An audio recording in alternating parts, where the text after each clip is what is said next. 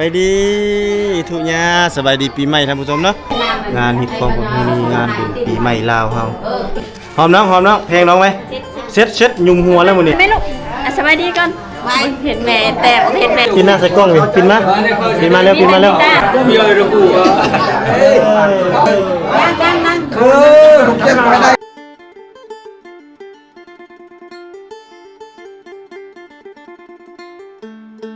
สบายดีไหมไปดีทุกญาสบายดีปีใหม่ท่านผู้ชมเนาะสำหรับคลิปวิดีโอนี้เป็นคลิปพิเศษเนาะเนื่องจากว่าครอบครัวของพ่อเฒ่าบ่าวตุ๊กเพิ่นมีการเฮ็ดคลองตามฮิตคลองประเพณีจารีตฮิตคลองประเพณีของทางเพิ่นนั่นแหละแต่เพิ่นก็เฮ็ดเสร็จสิ้นไปที่เรียบร้อยแล้วก็ได้พบปะกันแล้วก็ได้ร่วมกันเรื่องงานเฮ็ดบุญปีใหม่ไปพร้อมกันเลยเนาะมื้อนี้ก็มีแขกมาร่วมถือว่าหลายเลยเพิ่นก็ส่วนหลายหมู่ลุงหมู่ป้าหมู่ญาติพี่น้องหลายๆคนเนาะมื้อนี้เนาะนี่นิตาก็แต่งตัวงามนี่มื้อนี้งานนิตาเนาะยิ้มได้มั้ยยิ้มได้ลูกยิ้มใส่กล้องมั้ยบายดีมั้ยบายดีจื้อคุณทุญาคุณหน้าทุญาอีกนี่อันนี้คือบรรยากาศรอบๆพี่น้องบรรยากาศรอบๆภายในงานฮะยังลูกอยากจับนำพี่น้องเลยโอ้อันนี้ก็คือกำลังเฮ็ดใบฮดใบสงผู้เฒ่าผู้แก่แขกคนเอ้าย่างเข้าไปฮะย่างเข้าไปผู้ย่างเข้าไปก่อนพาย่างเข้าไปก่อนเร็วไปย่างเข้าไปพี่แล้วจังจับย่างเข้าไปก่อนไปย่างไปคือเครื่องสมบัติสมนาท่านผู้ชมเนาะขอบคุณผู้เฒ่าผู้แก่ในงานฮิตของประเพณีงานบุญปีใหม่ลาวเฮานี่ก็มีผ้าเข้าเป็นผ้าเข้าเสื่อมใจหรือว่าแม่นเนาะมีไข่แต่ว่ามีความหมายเป็นแต่ละที่ปีละครั้งได้เฮ็ดจัดงานอันนี้ขึ้นมาในครอบครัวของพ่อเฒ่าเนาะกดเกิบบ่กดเกิบให้โอกาสดิโอกาสเอ้ยนี่หลานชายพี่น้องมื้อนี้ได้ปีนี้ได้สมาชิกใหม่อีกนี่ได้สมาชิกใหม่เพิ่มอีก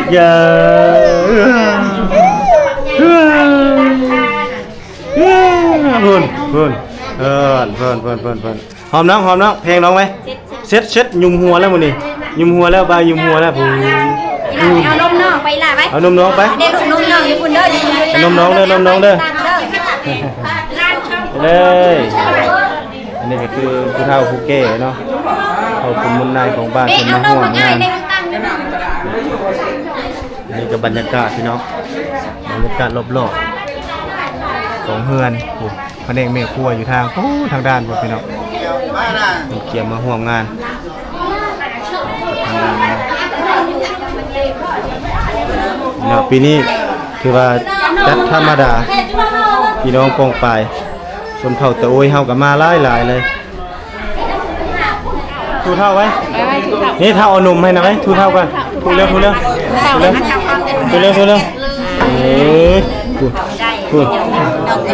กอันหน่อยเดี๋ยวกันหน่อยเอามาสบายดีเนี่ยสบายดีไหมลูกสบายดีก่อนเห็นแม่แต่เห็นแม่เห็ดแล้วก็อยากใส่นะใส่ให้ใส่ตะโอ้งามเลยตะโอ้งามเลยอยากใส่จะเบิ้งอยากใส่เห็นแม่ใส่อยากใส่งามดิงามเลยเห็นแม่ใส่ก็อยากใส่เวลาที่รอคอยกับมาหอมมาถึงแล้วครับนี่แหละจะไอ้จับคนนี้ก็โม่ทำไมจังหน่อยจับในบ้านก็มาห่วมได้เหมือนเนาะเชิญในบ้านมาพร้อม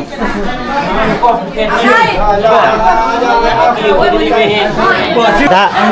าเอ้ยปินหน้าพี่ลูกปินหน้าใส่กล้องไว้เร็วปินหน้าใส่กล้องปินมาเร็วพ่อ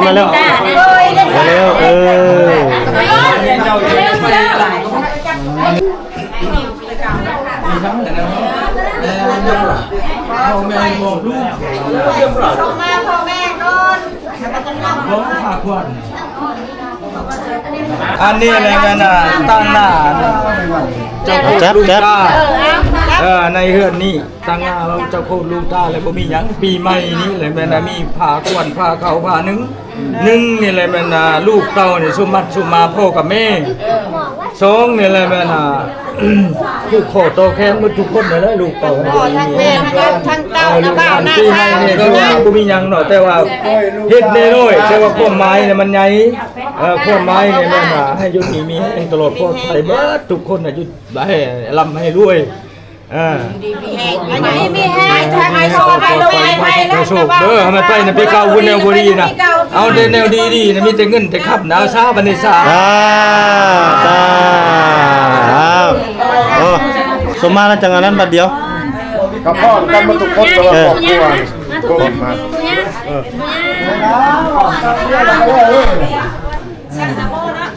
คนหนึ่งมาแล้ว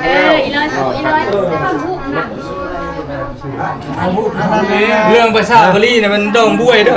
ละเอียด อยู่บ้านไปทางไหนอยู่บ้าน นี่คือแขกครับบ่เท่าหมดคือตระกูลบ่เท่าเลยตระกูลตะโอ้ยหมดเลยได้นี่เด้มีแต่ตระกูลตะโอ้ยเฮาหมดนี่เนาะอันนี้ก็แม่นโอ้นี่ก็ตะโอ้ยแท้เลยนี่เนาะโอ้ยแท้นั่นนี่บ้านชวนบ่เท่าอันนี้พ่อน้องนาลีนี่เนาะ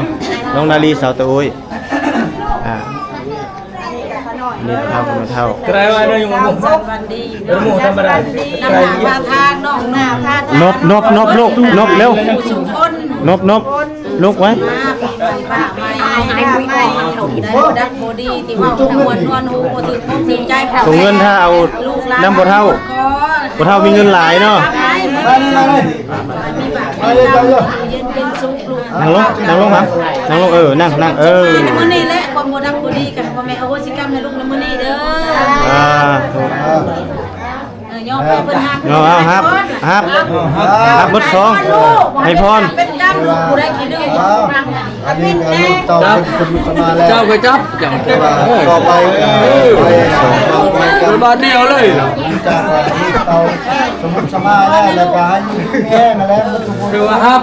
เอาหูกำทุกสิ่งทุกอย่าง แม่ก็อยู่ดีนี่ ในปีผ่านมาแนวโน้มเอาหูไปไว้ก็ได้ มดสองเลยสองมือ แม่เอ้ย ยากเลย ในปี นี่ลงให้มันตกลงเส้นนี้แม่แ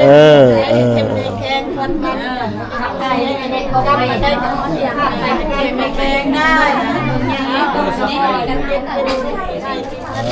ดาวสิกรรมเด้อผิดพลาดประการใดจะขอโหสิกรรมลูกแทน แล้วให้ลั่นบุรีกรรมด้วยกันให้บุรีแห่งเด้อ ไปดูด้านบนน้ำลูกมาไปอยู่น้ำยาจะไม่ได้ทำน้ำยาดังขนาดนี้เสียง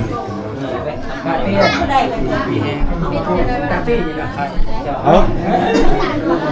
เดียวรถช่องเลย เช็ด มันลดนะนี่ ระยะลูก ลูกกระเด้ง กำลังตะเนวหมอกำลังก็ได้ตะเนวมันแบบนั้นเลยยาม อย่าให้เราบอกคนพึ่ง นั้นเลยอย่ามาเลยว่าจะว่าโบเห็นไหนกำลังนะ ให้มันบางๆเลยเนาะ เฮ้ยบอกกันแน่ว่าไง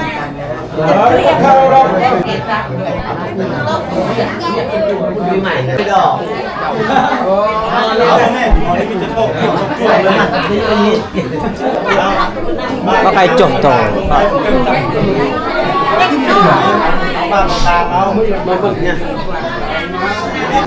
โอเค มานอนและตาขี้ดื้อ ตามมาเลย มาถ่ายเบิดเลยลูก เราอยากได้ร้านหน่อย อันน่ะพี่น้องใจเนื้อใจใต้ตั้งหน้าเบิดเลยพ่อเยอะเลยกูอ่ะอะไรก็นั่นเด้อฮะยั่วไว้ยั่วเจ้ากระต้องกับกระลังกะกี่มันน่ะพี่น่ะไปสำเร็จ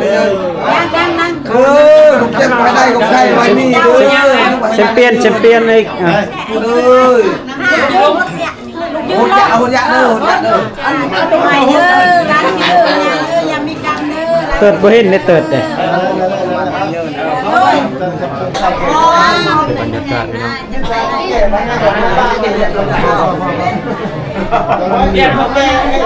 มาแล้ว ไล่ออกเลยไปดูตัวไม่ได้ใครอะไรอ้าวยังไงนั่นคำนั้นก็คืออยู่อันนี้ปีมาพระไม่ล่างแนวโมดีแนวบุญจุบมาเก้าให้มันไปนะปีเก่าเด้อปีใหม่นี่มีแต่จบให้จะย่างให้ถึงให้ต้องกันให้ให้มันจบมันงามแนวใดสิจบสิงามแนวใดให้จะได้เป็นคนผูกใครเจ็บใครจะมีโอ้ยนี่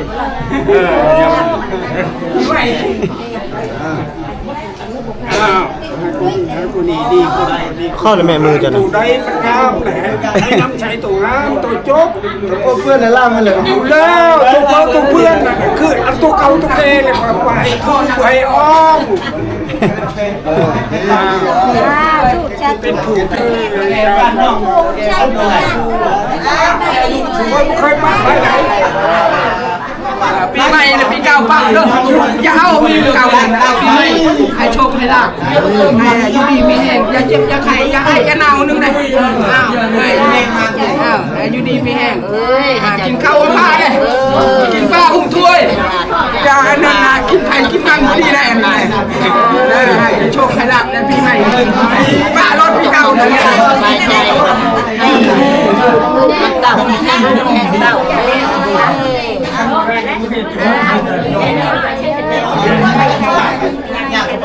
ทำอีกเจ้าคนคนเลยนะแค่นี้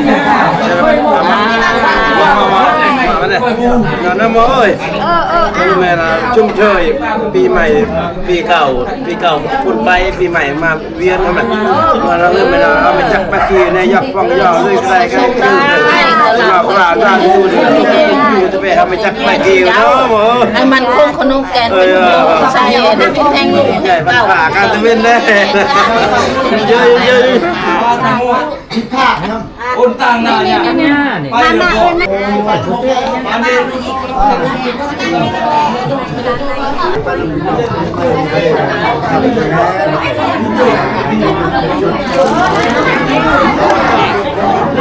อันนี้ หลังซอยได้ดีคนแม่ต่อไปอยู่ไปหน้าต่อไปอยู่ถ้าเจ้าต้องแล้วก็โครงการได้ปีเก่าไปมันจะปีใหม่มาหอดเขาเริ่มไม่ใช่หรือแก้วมีสารละลาย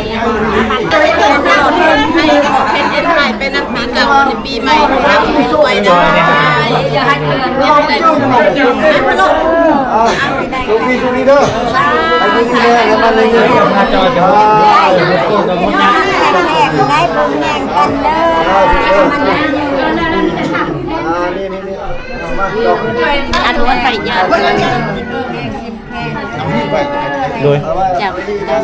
มันยืน ต้อง เปิดจะอยู่ดีมีเองเปิดก็มันเด้อมันพัดอยู่ต่อไปเราจะไปใช้แก้วเจ้าต้องเวลา5 เงิน 5 ทองกันอะไรสารประจำขายเด้อ เอาอย่าง ฮะแม่เลย เอาเลยนะมูชื่ออย่างนี้วันนี้ชื่อ ไม่ฟัง จะได้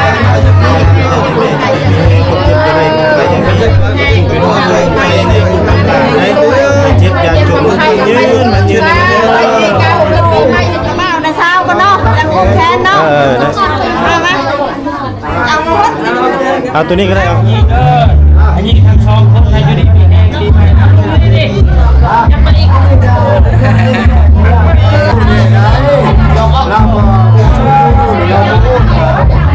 ใกล้กระโปงโชว์ค่ะอย่าไปเลยโอเคไปด่าเช่วยเ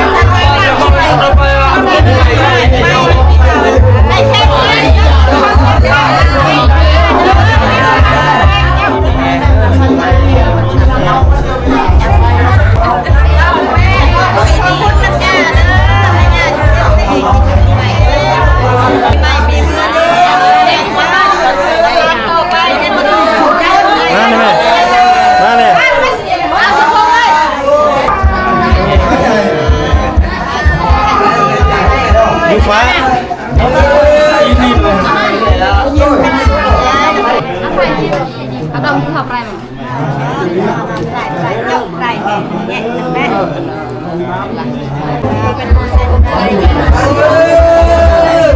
กำลังพร้อมจับนี่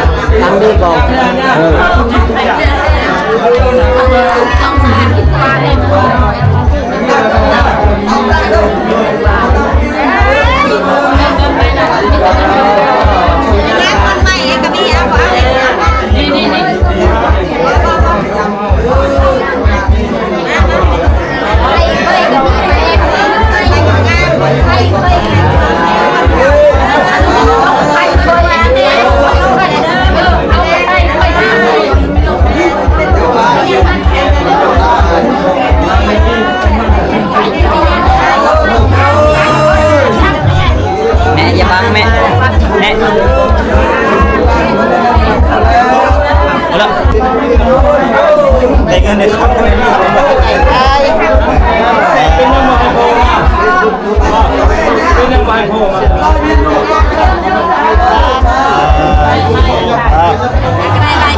ขนมบนไหนนะ พูนไทยบรรดุงมาเลยสบายดีสบายดีไอ้สบายดีพูนพี่น้องหลานชายมายามเนาะมาอบอุ่นมื้อนี้ปีใหม่ฟ้าใหม่โหเฒ่าแก่เฮ็ดก็มาได้มื้อนี้ได้